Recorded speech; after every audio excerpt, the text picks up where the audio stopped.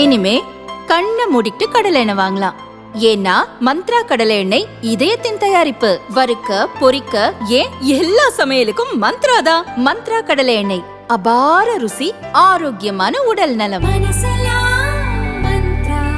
மகாராஷ்டிரா துணை முதல்வராகவும் தேசியவாத காங்கிரஸ் தலைவராகவும் இருந்த அஜித் பவார் கடந்த மாதம் 28ஆம் தேதி மும்பையில் இருந்து பாராமதிக்கு சிறிய ரக தனி விமானத்தில் பயணித்தார். விமானம் பாராமதியில் தரையிறங்கும் போது திடீரென வெடித்து சிதறியது. தீப்பற்றி எறிந்த விமானத்திற்குள் இருந்த அஜித் பவார், அவரது உதவியாளர், விமானிகள் என அனைவரும் உடல் கருகி பலியாக்கினர்.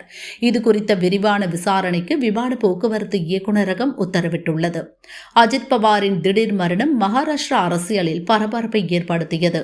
மகாராஷ்டிராவில் கூட்டணி ஆட்சி நடப்பதால் பெரும் அரசியல் குழப்பங்களை தவிர்க்கும் வகையில் அடுத்த 3வது நாளே அஜித்தின் மனைவி சுனேத்ரா துணை முதல்வராக பொறுப்பேற்றார். இதற்கிடையே இரண்டாக பிரிந்து கிடக்கும் தேசியவாத காங்கிரஸை ஒருங்கிணைக்கும் எண்ணத்தில் அஜித் பவார் தீவிரமாக செயல்பட்டதாக சரத்பவார் ஆதரவாளர்கள் கருத்து தெரிவித்தனர். அஜித் மறைவுக்கு சில தினங்களுக்கு முன் அவர் சரத்பவார் மற்றும் அவரது ஆதரவாளர்களை சந்தித்து பேசிய வீடியோவையும் சரத் தரப்பு வெளியிட்டது. இந்த நிலையில் சரத்பவார் தலைமையிலான தேசியவாத காங்கிரஸை சேர்ந்த எம்எல்ஏ ரோஹித் பவாரின் செயல் மகாராஷ்டிரா அரசியலில் மீண்டும் சூட்டை கிளப்பியுள்ளது.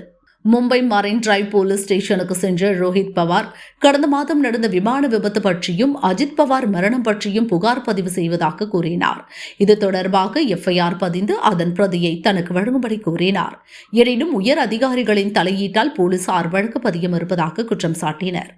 இதுகுறித்து ரோஹித் பவார் கூறியதாவது: அஜித் பவார் மரணம் குறித்து விரிவான விசாரணை தேவை. அவர் பயணித்த விமானம் நிறுவனம் மீது எந்த நடவடிக்கையும் இல்லை.